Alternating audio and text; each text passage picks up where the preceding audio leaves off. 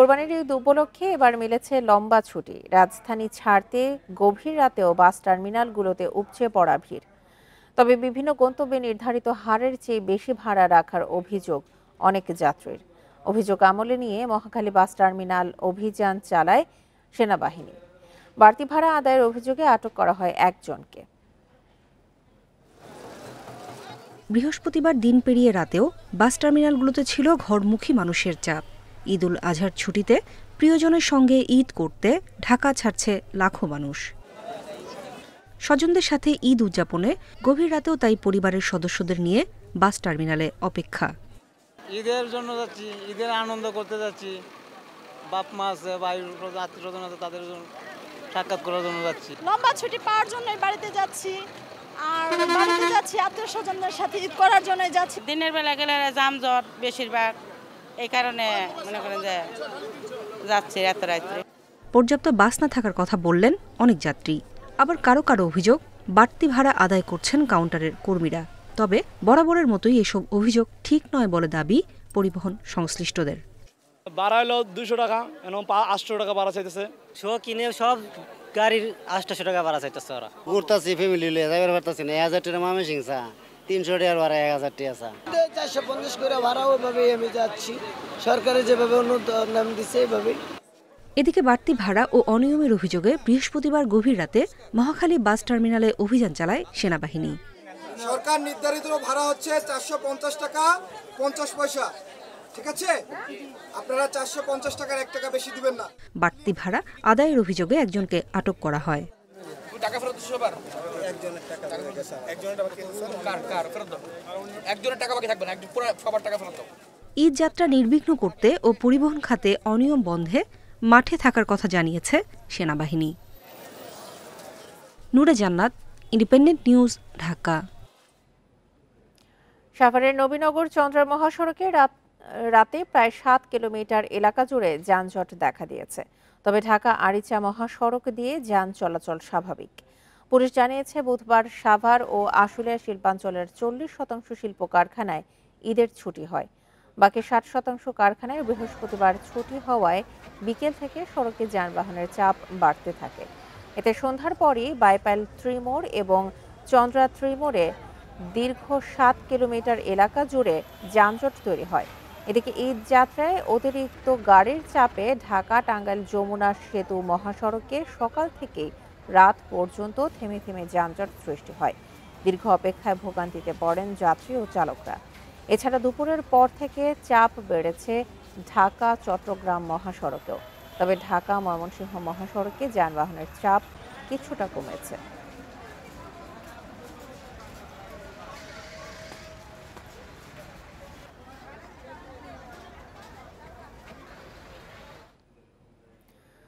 অতিরিক্ত যানবাহনের চাপে ঢাকা টাঙ্গাইল যমুনা সেতু মহাসড়কে অন্তত 25 কিলোমিটার এলাকায় থেমে থেমে যানজট রয়েছে। এতে উত্তরাঞ্চলগামী মানুষ পড়েছেন চরম ভোগান্তিতে। মহাসড়কের যমুনা সেতু থেকে টাঙ্গাইল সদরের আশেকপুর বাইপাস পর্যন্ত রয়েছে ভোগান্তি। এর আগে দিনভর ভোগান্তির রাতেও গাড়ির ধীর গতি ছিল এই মহাসড়কে। এদিকে সকাল থেকে ঢাকা ময়মনসিংহ মহাসড়কের চান্দনা চৌরাস্তায় এবং ঢাকা টাঙ্গাইল মহাসড়কের চন্দ্রায় গাড়ির চাপ থাকায় যানবাহন চলছে ধীর গতিতে। এছাড়া গাড়ি পার্কিং ও যাত্রী ওঠানো নামানোর কারণে গাড়ির জটলা রয়েছে। শেষ মুহূর্তে জীবনের ঝুঁকি নিয়ে ট্রাক, পিকআপ সহ বিভিন্ন যানবাহনে চড়ে গন্তব্যে যাচ্ছেন নারী, শিশু ও যাত্রীরা। মহাসড়কে যানজট মুক্ত রাখতে বিভিন্ন মোড়ে মোড়ে কাজ করছে পুলিশ ও অন্যান্য আইন শৃঙ্খলা বাহিনীর সদস্যরা।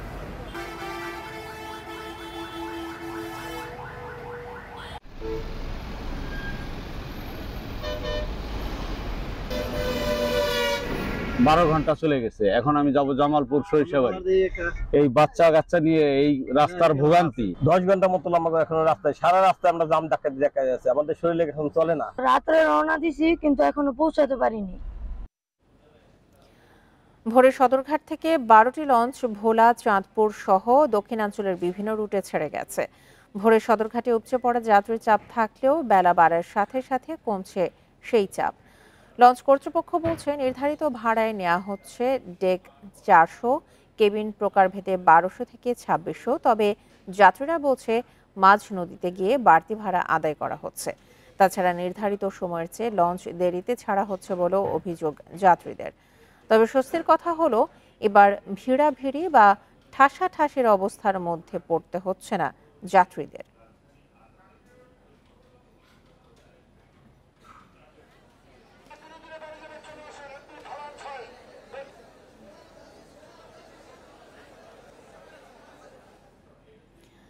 ঘরমুখী মানুষের আরো খবর জানাতে এই মুহূর্তে রাজধানীর সদরঘাট লঞ্চ ঘাট থেকে যোগ দিচ্ছেন আমাদের সহকর্মী আনোয়ার সাদাত নূর। আনোয়ার সাদাত নূর, আমরা দেখেছি যে গভীর রাত থেকে সারা রাতই দেখা গেছে যে লঞ্চে যাত্রীরা ভিড় করেছেন ঘরে ফেরার জন্য। এই মুহূর্তে আপনি লঞ্চ ঘাটের অবস্থা কেমন দেখছেন?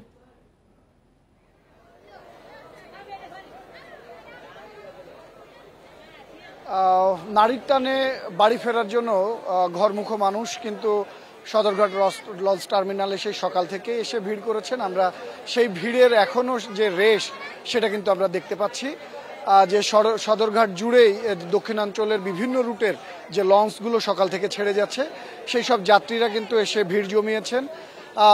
যে দক্ষিণাঞ্চলের বিভিন্ন রুট থেকে মানে আপনার বরিশাল সহ বিভিন্ন রুটের যে লঞ্চগুলো ভোরে এসে কিন্তু সদরঘাট টার্মিনাল এসে পৌঁছেছে। 30টি লঞ্চের মতো আজকে এসে পৌঁছায়।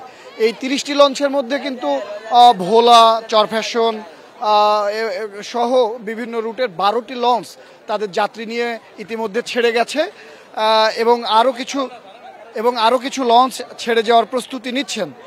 যদিও নির্ধারিত সময় ছিল বেলা 9টা, তবে যাত্রী সমাগম কিছুটা কম থাকায় লঞ্চ কর্তৃপক্ষ বলছেন যে তারা অপেক্ষা করছেন যে যাত্রী পরিপূর্ণ হলে তবেই তারা ছাড়বেন, কেননা এতে আর্থিক ক্ষতির মুখোমুখি তারা হবেন এরকম আশঙ্কা থেকেই তারা আসলে এই কিছুটা বিলম্ব করছেন। বিপরীতে কিন্তু যাত্রীরা এই নিয়ে বেশ ক্ষিপ্ত। তারা ভোর থেকেই এখানে এসে অবস্থান করছেন, অপেক্ষা করছেন। অনেকে যারা রাতে শেষ লঞ্চটি মিস করে গেছেন তারাও কিন্তু এই পল্টনেই পুরো রাত কাটিয়েছেন এবং সকালের লঞ্চে ফিরে গেছেন। এবং যারা এখনও তাদের যে গন্তব্য সে লঞ্চে উঠে বসে আছেন, লঞ্চ না ছাড়াতে তারা কিন্তু বেশ বিরক্ত হচ্ছেন এবং সেই বিরক্তি কিন্তু তারা প্রকাশ করছেন বিভিন্নভাবে। আমরা কিছুক্ষণ আগে দেখেছি যে করতোয়া লঞ্চের যাত্রীরা বেশ উত্তেজিত হয়ে এক পর্যায়ে বাকবিতণ্ডা জড়িয়ে পড়ে লঞ্চ কর্তৃপক্ষের সাথে। তারপরে কিন্তু এখানকার আনসার সদস্যদের মধ্যস্থতায় সে লঞ্চটি ছেড়ে যেতে বাধ্য হয় এবং বাকি লঞ্চগুলোর কিন্তু একই অবস্থা বা একই পরিস্থিতি বিরাজ করছে। তারা বলছেন যে লঞ্চের ডেক বা কেবিন এখন পর্যন্ত ফাঁকা, যার ফলে তারা ছেড়ে যেতে পারছেন না। আরও কিছুটা সময় তারা বিলম্ব করবেন এবং যাত্রী পরিপূর্ণ হলে তবেই ছেড়ে যাবেন। এ নিয়ে কিন্তু লঞ্চ কর্তৃপক্ষ বলছেন যে সরকারের যা বেঁধে দেওয়া ভাড়া তার চাইতে তারা বরং কম নিচ্ছেন, কেননা ডেকের ভাড়া সরকারি মতে 503 টাকা হলেও কিন্তু লঞ্চ কর্তৃপক্ষ আদায় করছেন মাত্র 400 টাকা এবং কেবিন যেখানে 2000 টাকা থেকে শুরু সেখানে 1200 থেকে 2600 বিভিন্ন প্রকারভেদে লঞ্চের ভাড়া আদায় করা হচ্ছে। তবে যাত্রীদের অভিযোগ যে শুরুতেই তাদেরকে যে চাঁদার পরিমাণ বা ভাড়ার পরিমাণ জানানো হয় না, এটি ছেড়ে যাওয়ার পরে মাঝ নদীতে যাওয়ার পরে তারা বাড়তি আদা ভাড়াই করেন এবং সেটা দিতে যাত্রী এক প্রকার বাধ্য থাকেন। এই যে জিম্মি করে ভাড়া আদায় যেটা 500 থেকে 700 টাকা পর্যন্ত নেওয়া হয়, এর প্রতিকার চেয়ে বা প্রত্যাশা করছেন যাত্রীরা। তবে স্বস্তির কথা হলো এবারে কিন্তু সেই আজকে সকাল থেকে উপচে পড়া ভিড় বা ঠাসাঠাসি ঠেলাঠেলি নেই, যাতে অনেকটাই স্বস্তিতে যেতে পারছেন যাত্রীরা। ঘরমুখী মানুষের খবর নিয়ে জানাচ্ছিলেন সদরঘাট লঞ্চ টার্মিনাল থেকে আমাদের সহকর্মী আনোয়ার সাদাত নূর। চট্টগ্রামের কালুরঘাট সেতুর ওপর microbus, autorickshaw, motorcycle, mini van সহ কয়েকটি যানবাহনের সঙ্গে ট্রেনের সংঘর্ষে এক শিশু সহ 3 জন নিহত হয়েছেন। দুর্ঘটনায় আহত 4 জনকে চট্টগ্রাম মেডিকেলে ভর্তি করা হয়েছে। প্রত্যক্ষদর্শীরা বলছেন সিগন্যাল না মেনে গাড়িগুলো সেতুতে ওঠায় এবং লাইনম্যান ট্রেন থামাতে না পারায় এই দুর্ঘটনায় তদন্ত কমিটি গঠন করেছে রেলওয়ে পূর্বাঞ্চল। বৃহস্পতিবার সন্ধ্যা 7:30টার দিকে চট্টগ্রামের উদ্দেশ্যে কক্সবাজার ছাড়ে পর্যটক এক্সপ্রেস ট্রেন। রাত 10:30টার দিকে চট্টগ্রামের কর্ণফুলী নদীর কালুরঘাট সেতুতে ওঠে ট্রেনটি। এ সময় সেতুর বোয়ালখালী অংশে ট্রেনের সঙ্গে সংঘর্ষে একটি মাইক্রোবাস, 4টি অটোরিকশা, বেশ কয়েকটি মোটরসাইকেল ও অন্যান্য ছোট যানবাহন দুমড়ে মুচড়ে যায়। খবর পেয়ে ফায়ার সার্ভিস, পুলিশ ও রেড ক্রিসেন্টের কর্মীরা স্থানীয়দের সাথে উদ্ধার কাজ শুরু করে। ড্রাইভারটা সাথে সাথে ওটাও মারা গেছে, ওই দুজনে মারা গেছে। আমি ছোট বাচ্চাটা আমি নিজের হাতে নিয়ে ওকে বাইর করছি। যেগুলো আমার রাইসম্যান, যেগুলো মানে দায়িত্ব পালন করে আগে, মানে গাড়ি একবার দিক লেগে যাবে, একবার দেখতে যাবো, ওদের কিছু বললে কারণে কি এই ঘটনাটা হয়েছে। পুলিশ বলছে, সিগন্যাল অমান্য করে ট্রেন আসার সময় বিভিন্ন যানবাহন কালুরঘাট সেতুতে উঠে পড়ায় এ দুর্ঘটনা। কক্সবাজার থেকে আসতেছিল, আর ওই চাঁদগাঁও এলাকা থেকে কিছু সিএনজি, প্রাইভেট কার, লেগুনা, মোটরসাইকেল, ওরা ওইখান থেকে সিগন্যাল অমান্য করে ওরা নিজেদের ইচ্ছা মতো চলে আসতেছিল। চলে আসার কারণে ট্রেন দ্রুত সময়তে পাওয়া নাই, ওর সবাই ট্রেন নিচে, সব গাড়িগুলি পড়ে যায়। একটা গাড়িও ট্রেনের বাহিরে নেই, প্রত্যেকটা গাড়ি ট্রেন নিচে কাটা পড়ে গেছে। দুর্ঘটনার কারণে লাইন বন্ধ থাকায় আটকা পড়ে ঢাকাগামী পর্যটক এক্সপ্রেস ট্রেন।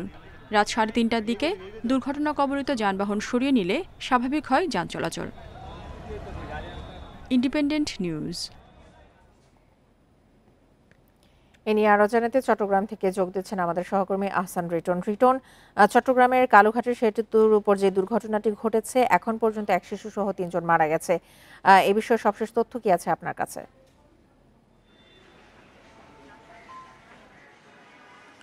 দেখুন, আমরা এই মুহূর্তে আছি চট্টগ্রাম মেডিকেল কলেজ হাসপাতালের ইমার্জেন্সির সামনে। আপনি দেখতেই পাচ্ছেন এখানে আসলে লোকজন দাঁড়িয়ে আছে, নানাভাবে তারা সেবা প্রত্যাশীরা। গতকাল রাতে চট্টগ্রামের কালুরঘাট সেতুর উপর যে ট্রেন দুর্ঘটনাটি ঘটেছিল, সেই দুর্ঘটনায় আহত 4 জন এখনো পর্যন্ত চট্টগ্রাম মেডিকেল কলেজ হাসপাতালের ভর্তি আছেন এবং তাদের চিকিৎসা দেওয়ার সর্বোচ্চ কাজটি চট্টগ্রাম মেডিকেল কলেজ হাসপাতাল কর্তৃপক্ষ করছে। আমরা যেটুকু জেনেছি সেটুকু হচ্ছে তাদের অবস্থা কিছুটা আশঙ্কা মুক্ত বলে কর্তৃপক্ষ জানিয়েছে এবং বাকি যে 3 জন, 3 জনের মধ্যে একজন মেহরুন নূর আয়েশা শিশু এবং সিএনজি চালক মোহাম্মদ তুষার, এই নিহত 2 জনের পরিচয় আমরা পেয়েছি। আরেকজন নিহতের পরিচয় আসলে এখনো পর্যন্ত নিশ্চিত করে কেউ বলতে পারেনি। আমরা সেই ব্যক্তির খবর নেওয়ার চেষ্টা করছি। আপনি জানেন যে গতকালকে 7:30টার দিকে কক্সবাজার থেকে পর্যটক এক্সপ্রেস চট্টগ্রামের দিকে এসেছিল এবং সেটি যখন চট্টগ্রামের কর্ণফুলী নদীর উপর যে কালুরঘাট সেতু, সেটি যখন অতিক্রম করার চেষ্টা করে, তখন সিগন্যাল অমান্য করে বেশ কিছু গাড়ি আগে থেকে আসলে সেই সেতুতে উঠে পড়ে এবং যে কারণে ট্রেনটি তার গতি থামাতে না পারায় এই দুর্ঘটনাটি ঘটেছে। এবং আমরা দেখেছি এই ট্রেনের নিচে 4টি সিএনজি, বেশ কয়েকটি মোটরসাইকেল, একটি পিকআপ এবং একটি মাইক্রোবাস ডুবে মুছড়ে যায় এবং সেগুলোকে রেস্কিউ করতে রাত 3:20 পর্যন্ত সময় লাগে। 3:20 পরেই সেখানে আসলে সেই ব্রিজ দিয়ে গাড়ি চলাচল এবং যে ট্রেন চলাচল সেটি স্বাভাবিক হয়ে আসে।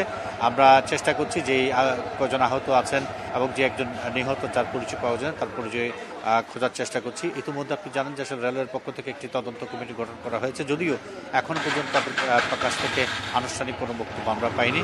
আমরা চেষ্টা করছি যদি পরবর্তীতে তাদের কাছ থেকে কোনো অগ্রগতি পাওয়া যায়, অর্থাৎ কী কারণে দুর্ঘটনাটি ঘটেছে, কী পরিমাণ ক্ষয়ক্ষতি হয়েছে, যদি সেটি তারা বলতে পারে তাহলে হয়তো পরবর্তীতে আমরা সেটি জানাতে পারবো। এ হচ্ছে চট্টগ্রাম থেকে আমার কাছে গতকালকে রাতের যে দুর্ঘটনা, সে বিষয়ে সর্বশেষ। চট্টগ্রাম থেকে দুর্ঘটনার সবশেষ তথ্য জানাচ্ছিলেন সহকর্মী আহসান রিটন।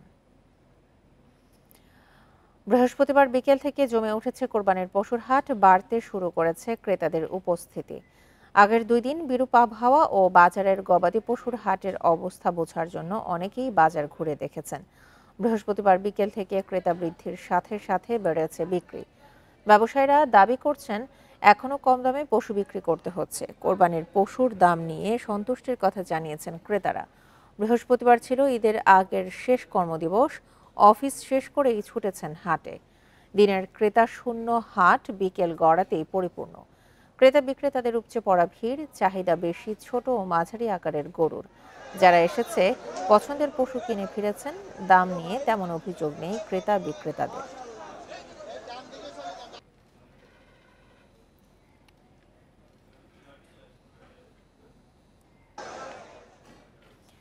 দেশের বিভিন্ন জেলায় শেষ মুহূর্তে জমে উঠেছে কোরবানির পশুর হাট। সবগুলো হাটেই বেচা কেনা ভালো, বড় পশুর তুলনায় ছোট ও মাঝারি গরু বিক্রি হচ্ছে বেশি।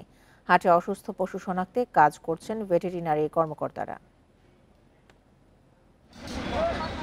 বগুড়ার মহাস্থান হাট, সবচেয়ে বেশি পশু বেচাকেনা হয় এখানে। জেলায় স্থায়ী অস্থায়ী মিলিয়ে 160টি হাটে চলছে পশু বেচাকেনা। এবারও ছোট ও মাঝারি গরুর চাহিদা বেশি, দাম নিয়ে মিশ্র প্রতিক্রিয়া ক্রেতা বিক্রেতাদের। অন্যান্য বছরের তুলনায় এবার একটু দাম কম, যারা কিনতেছে বা আমরা যারা কিনলাম, দেখলাম যে মোটামুটি রিজনেবল আর কি। আগের তুলনায় বাজার অনেক কম। একই চিত্র চুয়াডাঙ্গার আলমডাঙ্গার গোকুলখালী হাটে। এছাড়া ৯ মাইল হাট ও ডুগডুগির হাট সহ ছোট বড় অন্তত ১২টি হাটেও বেচাকেনা ভালো। ব্যাপারীরাও খুশি, আপনার যারা বেশি আছে তারাও খুশি। আমি দুটো গরু বেচেছি, গরু বেচে খুশি, গরুতে আমার লাভ হয়ে গেছে। প্রতিটি হাটে অসুস্থ পশু শনাক্তে কাজ করছেন ভেটেনারি কর্মকর্তারা, নজরদারিতে আছেন প্রাণী সম্পদ কর্মকর্তারাও। আমাদের 4টি উপজেলাতে ভেটেনারি মেডিকেল টিম আছে, তারা ক্রেতা এবং বিক্রেতাকে সুন্দর পরামর্শ দিয়েছে। যেখানে কোনো গরু অসুস্থ থাকে বা কোনো গরু যদি অন্য কোনো পন্থায় যদি মোটাচাঁদ না করে, আমরা কৃষকদের সেই পরামর্শ দিয়েছি, সেখান থেকেও আমাদের ক্রেতারা সেই পরামর্শ পেয়ে থাকবে। মাদারীপুরের ২৬টি হাটে ঘুরে ঘুরে পশু কিনছেন অনেকে, দাম নিয়ে মিশ্র প্রতিক্রিয়া তাদের। গাজীপুরে ৯৩টি হাটে বেচাকেনা ভালো, এসব হাটে চাহিদা বেশি মাঝারি গরুর। লক্ষ্মীপুরে ব্যক্তি পর্যায়ে পালন করা গরুর চাহিদা বেশি। আমরা এই গরু বাজারে আসলে গরু কিনতে আসছি আমরা এখানে, তবে গতবারের চেয়ে গরুর দাম এবার মোটামুটি কম। গরুর দাম কম আছে, মানুষের চাহিদা অনুযায়ী গরু দেখতেছে, কিনতেছে। খুলনায় গরুর হাটগুলোর সার্বিক নিরাপত্তায় রয়েছে আইনশৃঙ্খলা বাহিনী। তাপস সরকার, ইন্ডিপেন্ডেন্ট নিউজ। চট্টগ্রামের কোরবানির হাটে এবারও নজর কাটছে রেড চিটাগং ক্যাটল আরসিসি বা অষ্টমুখী লাল গরু। বিশেষ করে দক্ষিণ চট্টগ্রামে দেশি এই গরুর রয়েছে আলাদা কদর। তবে বিদেশি ও শঙ্কর জাতের দাপটে আরসিসি গরু পালন অনেকটাই কমেছে। জনপ্রিয় এই জাতটি সংরক্ষণে উদ্যোগ নেওয়া হয়েছে জানিয়েছে প্রাণী সম্পদ অধিদপ্তর।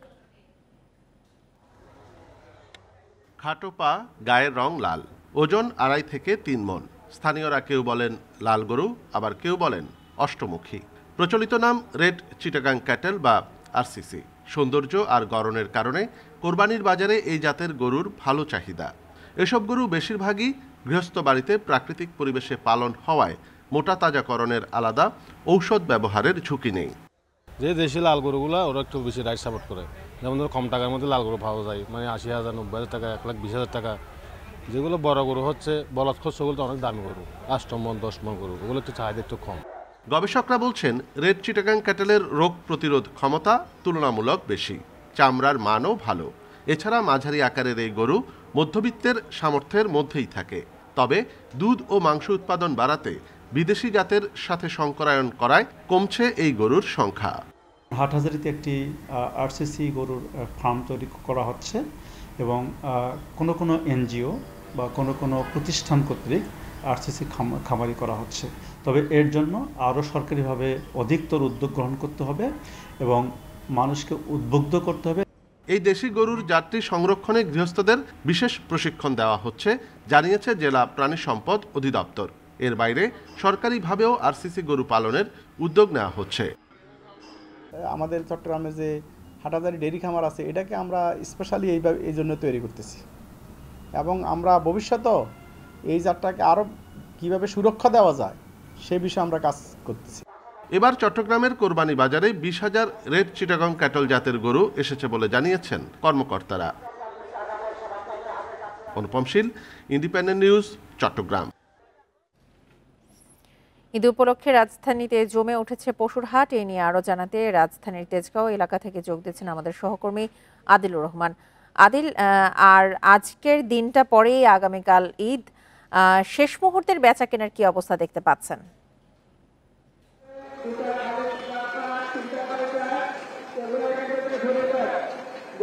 দেখুন, গতকাল রাতভর আসলে জমজমাট বেচা কেনা হয়েছে প্রত্যেকটি কোরবানির পশুর হাটে।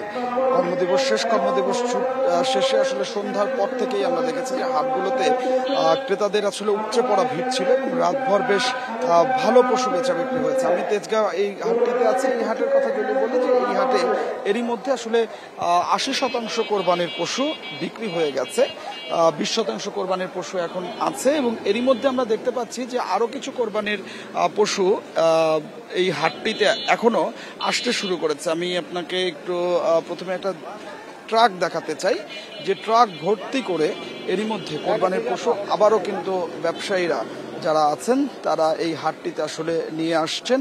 তাদের বিক্রির জন্য। অর্থাৎ গতকালকে যখন রাত পর্যন্ত এই হাটের 80% কোরবানির পশু বিক্রি হয়ে গেছে, তারপর পরই এইখান থেকে যারা ব্যবসায়ীরা এসেছিলেন তারা খবর পাঠিয়ে দিয়েছেন যে এই হাটে সব কোরবানির পশু শেষ হয়ে যাচ্ছে। এরপরে কিন্তু আসলে নতুন করে রাতে আবার ট্রাক ভর্তি করে এই হাটটিতে কোরবানির পশু নিয়ে আসছেন ব্যবসায়ীরা। এখন ক্রেতাদের যে উপস্থিতি, সেই ক্রেতাদের উপস্থিতিও আসলে সকাল থেকে আছে। তবে সংকটের যে মুহূর্তটা বলতে আমরা যেটি আসলে বুঝি, আমরা বেশ কয়েক বছর অতীত অভিজ্ঞতা হয়েছে এই রাজধানীবাসীর, যে একটি কোরবানির পশুর বিপরীতে দেখা গেছে যে 4-5 জন করে ক্রেতা অপেক্ষা করেছিল। অর্থাৎ একটি কোরবানির পশু যে দামি বিক্রেতা বলেছেন সেই দামেই আসলে নিয়ে গেছেন। সেই পরিস্থিতিটি এবছর হচ্ছে না। অর্থাৎ এখনো আমরা সকালে দেখতে পাচ্ছি যে ক্রেতা যারা আছেন তারা দরদাম করে পছন্দ মতো করে তারা তাদের কোরবানির পশুটি আসলে কিনতে পারছেন। দাম নিয়ে এখন পর্যন্ত খুব একটা বড় ধরনের কোনো অভিযোগ নেই যে দ্বিগুণ দামে কোরবানির পশু বিক্রি কিনতে হচ্ছে, অথবা গতকালকে যে কোরবানির পশুটি 1 লাখ টাকা বিক্রি হয়েছে সেটি আজকে 1.5 লাখ টাকা বিক্রি হচ্ছে, এরকম ধরনের অভিযোগ কিন্তু আসলে আমরা এখন পর্যন্ত ক্রেতাদের কাছ থেকে পাইনি। অন্যদিকে বিক্রেতা যারা আছেন তারা বরাবরই এবছর শুরু থেকে যেটি বলছিলেন যে হাটে কোরবানির পশুর দাম কম এবং তাদেরকে অনেক ক্ষেত্রে আসলে লোকসান গুনতে হচ্ছে, বা অনেকের শুধুমাত্র খরচটা উঠেছে কিন্তু সেই আশানুরূপ যে লাভের জন্য এই হাটগুলোতে এসেছিলেন সেটি হচ্ছে না।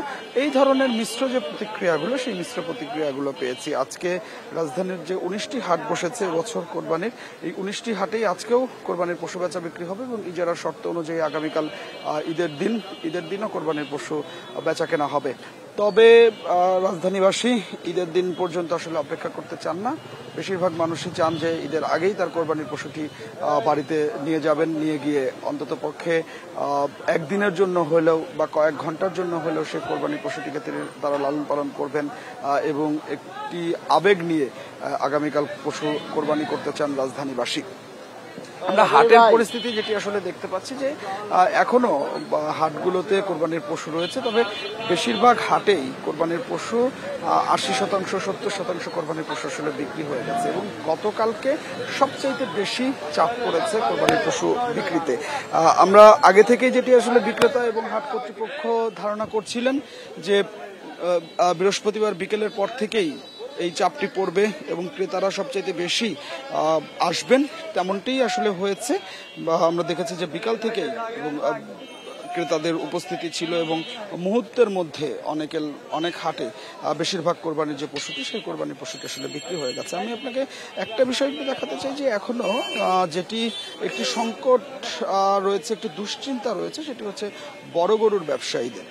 আমরা গতকাল রাতেও যেটি লক্ষ্য করেছি যে ছোট এবং মাঝারি সাইজের যে গরুগুলো, আপনি জানেন যে সবসময় এই কোরবানির পশুগুলোর চাহিদা সবচেয়ে বেশি থাকে, সেই ছোট এবং মাঝারি সাইজের গরুগুলো খুব ভালো বিক্রি হলেও বড় সাইজের যে গরুগুলো আছে যেগুলোর দাম 5 লাখ টাকা, 6 লাখ টাকা, 8 লাখ টাকা, 10 লাখ টাকা, এই কোরবানির পশুগুলো আসলে বিক্রি কম হচ্ছে এবং কিছু কিছু ব্যবসায়ী তো আসলে অভিযোগই করেছেন বা দাবি করেছেন যে তাদের আগে যে কোরবানির পশুটি হাটের শুরুর দিকে 5 লাখ টাকা দাম হয়েছিল, সেই কোরবানির পশুটি এখন 4 লাখ, 4.5 লাখ টাকা দাম হচ্ছে। অর্থাৎ তাদের তো লাভ হবে না, বরঞ্চ তাদের লোকসানের মধ্যে পড়তে হবে। এটি বড় গরুর ব্যবসায়ীদের ক্ষেত্রে হয়েছে। তবে ছোট মাঝারি সাইজের গরু যেসব ব্যবসায়ীরা নিয়ে আসছেন তাদেরকে আসলে খুব একটা দুশ্চিন্তার মধ্যে পড়তে হচ্ছে না, তার কারণ এই সাইজের গরুগুলো আসলে সবচাইতে বেশি বিক্রি হচ্ছে। আমি যদি আপনাকে দামের কথা বলি, 80,000 টাকা, 90,000 টাকা বা 1 লাখ টাকার যে গরুগুলো আছে সেই গরুগুলোর চাহিদা সবচাইতে বেশি। এরপরে 1 লাখ টাকা থেকে 2 লাখ টাকার মধ্যে যে কোরবানির পশুগুলো আছেন সেই কোরবানির পশুগুলো এখানে বেশ ভালো বিক্রি হয়েছে রাতভর, সেটি কিন্তু আমরা দেখতে পাচ্ছি। এবং আপনি নিশ্চয়ই দেখতে পাচ্ছেন যে বেশ ভালো ভালো সাইজের গরুগুলো এই হাটে এখনো রয়ে গেছে। সেই গরুগুলো নিয়ে বিক্রেতারা বসে আছেন, ক্রেতারা আসছেন, দরদাম করছেন। দরদামে যদি আসলে মিলে যায় সেক্ষেত্রেই কোরবানির পশুগুলো আসলে বিক্রি করে দেওয়া হচ্ছে। অন্যদিকে হাটের নিরাপত্তার কথা যদি বলি, যে হাট একদম শেষের দিকে, এরপরও নিরাপত্তা ব্যবস্থা কিন্তু আসলে রাখা হয়েছে। এখানে আইন শৃঙ্খলা বাহিনীর পক্ষ থেকে পুলিশ সদস্যরা এবং র্যাব সদস্যরা প্রত্যেকটি হাটে রয়েছে, জাল টাকা শনাক্তকরণ এবং বিভিন্ন হাটে আর্থিক লেনদেনের জন্য বুথ স্থাপন করা হয়েছে। ব্যবসায়ী তার কোরবানি পশুটি বিক্রি করে তাৎক্ষণিকভাবে অ্যাকাউন্টে, যে কোনো অ্যাকাউন্টে টাকা জমা দিয়ে তার আর্থিক যে নিরাপত্তা সেটি নিশ্চিত করতে পারছেন। এবং একই সাথে সিটি কর্পোরেশনের পক্ষ থেকে বলা হয়েছে যে সবগুলো হাটে নিরাপত্তা নিশ্চিতের জন্য আইন শৃঙ্খলা বাহিনীর সহযোগিতা নেওয়া হয়েছে এবং সিটি কর্পোরেশনের পক্ষ থেকেও সেটি তৎপর রয়েছে। তবে অনেক ক্ষেত্রেই আমরা দেখতে পাচ্ছি যে সিটি কর্পোরেশনের যে ইজারার শর্ত ছিল সেই শর্ত অনেক হাটেই আসলে মানা হয়নি। বেশিরভাগ হাটই সড়কে বসানো হলেও সেই হাটগুলোর ব্যাপারে সিটি কর্পোরেশনের পক্ষ থেকে তেমন কোনো পদক্ষেপ ছিল না। আমরা তো এতক্ষণ আসলে সড়কে ছিলাম, আমরা এই হাটের ভেতরে একটু প্রবেশ করতে চাই যে হাটের ভেতরে কি পরিমাণ কোরবানির পশু রয়েছে সেটিও একটু দেখাতে চাই। তবে আপনি নিশ্চয়ই একটি বিষয় লক্ষ্য করতে পারছেন যে ক্রেতাদের যে উপস্থিতি সেটি কিন্তু আসলে সকালবেলায় চোখে পড়ার মতো নয়, অর্থাৎ একদম ক্রেতাদের উপচে পড়া যে ভিড় সেটি আসলে লক্ষ্য করা যাচ্ছে না। ক্রেতাদের উপস্থিতি খুবই কম। যারা আসছেন তারা এখনো অনেকেই আসলে দরদাম করছেন। বিশেষ করে আসলে হচ্ছে যে আমি যদি আপনাকে এই জায়গাটিতে আসলে দেখাতে চাই যে এই খাটকার যে ব্যবসায়ীরা এসেছেন, সেই ব্যবসায়ী যে কোরবানির পশুগুলো নিয়ে এসছেন সেই কোরবানির পশুগুলো আসলে অবিকৃতই থেকে গেছে। এখানে প্রচুর পরিমাণে কোরবানির পশু এখনো অবিকৃত রয়ে গেছে এই তেজগাঁ হাটে। এটি আসলে সারাদিনে বিক্রি হবে কিনা এটি নিয়ে কিন্তু আসলে এক ধরনের শঙ্কা রয়েই যাচ্ছে। তো আমরা যখন আসলে কথা বলছিলাম তখন যেটি আসলে আমাদেরকে জানানো হচ্ছিল যে এই কোরবানির পশুগুলোর পর্যাপ্ত দাম বা তারা যে কাঙ্ক্ষিত যে দাম সেই কাঙ্ক্ষিত দাম না পাওয়ার কারণে এই কোরবানির পশুগুলো এখনো তারা বিক্রি করতে পারেননি। তো আমার কাছে তেজগাঁ হাট থেকে ছিল এখনকার সবশেষ। রাজধানীর পশুরহাটের সবশেষ মুহূর্তের পরিস্থিতির তথ্য জানাচ্ছিলেন আমাদের সহকর্মী আদিলুর রহমান। ঈদুল আজহার নামাজ উপলক্ষে দেশের বড় দুই ঈদগাহ ময়দান কিশোরগঞ্জের শোলাকিয়া ও দিনাজপুরের গোড়ে শহীদে চলছে শেষ মুহূর্তের প্রস্তুতি। শোলাকিয়ায় সকাল 9টায় আর দিনাজপুরে 8:30টায় হবে ঈদ জামাত। ঈদ জামাতকে ঘিরে নিরাপত্তা ব্যবস্থাকে গুরুত্ব দিচ্ছে প্রশাসন। কিশোরগঞ্জের ঐতিহ্যবাহী শোলাকিয়া ঈদগাহ মাঠে এবার অনুষ্ঠিত হবে ঈদুল আজহার 198তম জামাত। মাঠে দাগ কাটা, বালু ফেলা, দেয়ালে রং করা সহ শোলাকিয়া ময়দানকে জামাতের উপযোগী করার কাজ প্রায় শেষ। ঈদের দিন সকাল 9টায় শুরু হবে জামাত। দূর দূরান্তের মুসল্লিদের জন্য বরাবরের মতো শোলাকিয়া স্পেশাল নামে দুটি বিশেষ ট্রেনের ব্যবস্থা করেছে রেল কর্তৃপক্ষ। মুসল্লিদের জন্য প্রস্তুত স্বেচ্ছাসেবক ও কয়েকটি মেডিকেল টিম। বড় জামাতের মধ্যে নামাজ পড়লে এটা মনে একটা প্রফুল্লতা, আর এটা শোলাকিয়া মাঠের মধ্যে আলহামদুলিল্লাহ আমরা পাই। ছোটবেলা থেকে এই মাঠের মধ্যে নামাজ পড়ি। দাদার সাথে প্রথমে নামাজ পড়ছি, পরে বাবার সাথে, পরে আমরা নিজে এবং আমরা ছেলে মেয়েদেরকে নিয়ে আসি। এখন নিশ্চিত নিরাপত্তার ব্যবস্থা রাখা হয়েছে। ফায়ার সার্ভিস আছে, যদি অগ্নিকাণ্ড বা অন্য কোনো ধরনের দুর্ঘটনার আশঙ্কা যেহেতু থেকেই যায় সেই বিষয়গুলোতে দেখার জন্য ফায়ার সার্ভিসও এখানে তাদের টিম থাকবে। দিনাজপুরের গোড়ে শহীদ বড় ময়দানেও মাঠ পরিষ্কার, লাইন টানানো, মিনার পরিষ্কার, অজুখানা, টয়লেট, তোরণ নির্মাণের কাজ প্রায় শেষের পথে। জেলা প্রশাসনের পক্ষ থেকে মুসল্লিদের নিরাপত্তা সহ সব সুযোগ সুবিধা নিশ্চিতে প্রয়োজনীয় ব্যবস্থা গ্রহণ করা হয়েছে। ধর্মপ্রাণ মুসল্লিকে এখানে মানানসই পরিবেশে তাদের এখানে প্রবেশ করাবো। ইনশাল্লাহ কোনো রকমের ঝুঁকি আমাদের নাই, আমাদের কোনো এরকম ঝুঁকিপূর্ণ অবস্থা তৈরি হতে পারে এরকম আমাদের কোনো আশঙ্কা নাই। আমরা ইনশাল্লাহ শতভাগ প্রস্তুত আছি। গোড়ে শহীদ ময়দানে ঈদুল আজহার প্রধান জামাত হবে সকাল 8:30টায়। মাঠের সার্বিক নিরাপত্তায় থাকবে 4 স্তরের নিরাপত্তা বলয়। রেশমি নন্দী, ইন্ডিপেন্ডেন্ট নিউজ। বিএনপির ভাইস চেয়ারম্যান বরকতুল্লাহ বুলু ও শামসুজ্জামান দুদুকে সতর্ক করে চিঠি দিয়েছে বিএনপি। বৃহস্পতিবার সন্ধ্যায় দলের কেন্দ্রীয় কার্যালয় থেকে তাদের কাছে চিঠি দেয়া হয়। চিঠিতে বলা হয়েছে তাদের সাম্প্রতিক বক্তব্যে দলের ভাবমূর্তি ক্ষুণ্ণ হয়েছে, ভবিষ্যতে এই বিষয়ে সতর্ক থাকতে বলা হয়। গেল 20 মে এক আলোচনা সভায় জাতীয় নাগরিক পার্টির নেতা হাসনাত আবদুল্লাহর বক্তব্যের প্রতিক্রিয়া জানান শামসুজ্জামান দুদু। কিছুদিন ধরেই তার সেই বক্তব্য নিয়ে সমালোচনা ওঠে সামাজিক যোগাযোগ মাধ্যমে। এদিকে বিএনপির আরেক ভাইস চেয়ারম্যান বরকতুল্লাহ বুলুর বক্তব্য গত কয়েকদিন ধরে আলোচনায় আসে। একটি অনুষ্ঠানে তিনি অন্তর্বর্তী সরকারের প্রধান উপদেষ্টার ধর্মবিশ্বাস নিয়ে প্রশ্ন তোলেন। এমন বক্তব্যের পরপরই তাদের দুজনকে সতর্ক করে চিঠি দিল বিএনপি।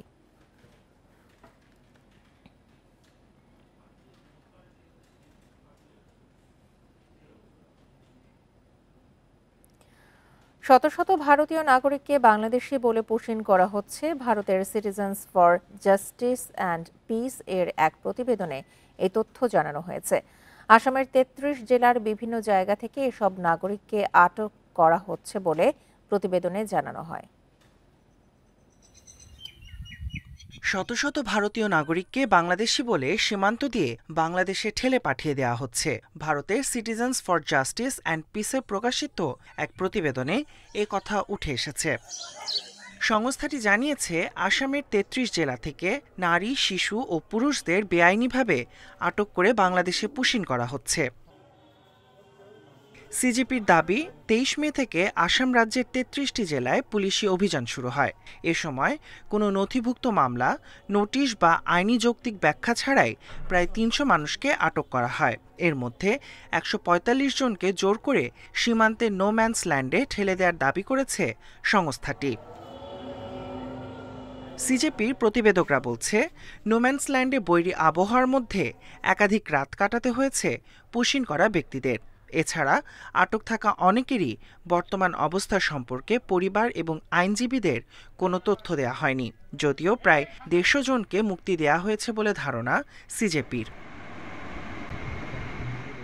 আগামী বছর আসামে নির্বাচন, তার আগে বাঙালি মুসলিমদের ইচ্ছামতো তুলে নিয়ে যাওয়া এবং বিদেশি বলে হেনস্থা করার বিরুদ্ধে আসামের কিছু রাজনৈতিক নেতা এরই মধ্যে সরব হয়েছেন। তবে এই প্রক্রিয়া এখনো চলছে বলে জানান স্থানীয় সাংবাদিকরা। Tahmid Abrar, independent news.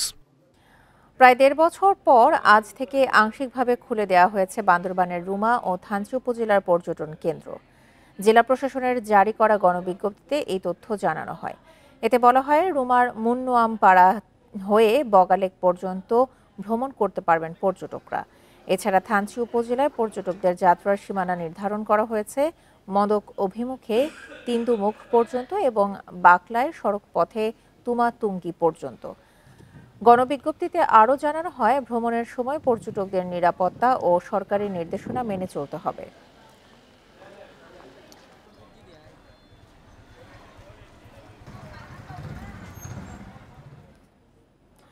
কোরবানির চামড়া কিনতে ২৩২ কোটি টাকা ঋণ দেবে সরকারি বেসরকারি ব্যাংক। তবে প্রয়োজনের তুলনায় তা অনেক কম বলছেন খাত সংশ্লিষ্টরা।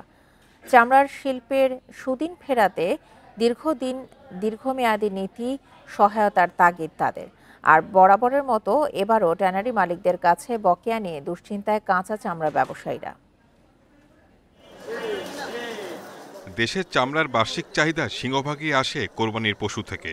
ঈদের সময় সংগ্রহ করা চামড়া দিয়েই সারা বছর চলে ট্যানারির কারখানাগুলো। মৌসুমের সময় চামড়া কিনতে প্রয়োজনীয় অর্থের দরকার হয় ব্যবসায়ীদের। কেন্দ্রীয় ব্যাংক বলছে, এবার চামড়া কিনতে উদ্যোক্তাদের জন্য ২৩২ কোটি টাকার তহবিল গঠন হয়েছে।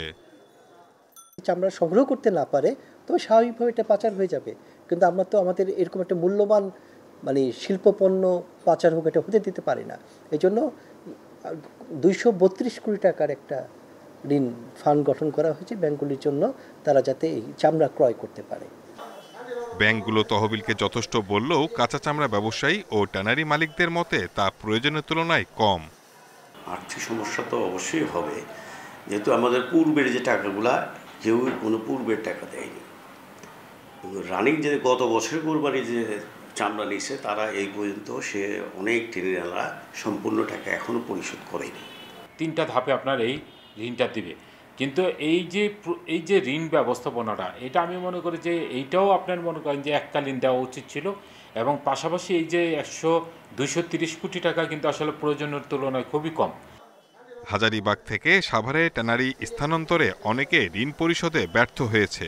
চামড়া শিল্পকে এগিয়ে নিতে ঋণ সহায়তার পরিমাণ বাড়ানোর দাবি ব্যবসায়ীদের। Shahid Ahmed, independent news, Dhaka. আর ছিল এখনকার মতো বিরতিহীন ইন্ডিপেন্ডেন্ট সংবাদে। এছাড়া ইন্ডিপেন্ডেন্ট টেলিভিশনের সব খবর আরও বিস্তারিত জানতে চোখ রাখুন ফেসবুক, ইউটিউব এবং এক্সে। ধন্যবাদ সবাইকে।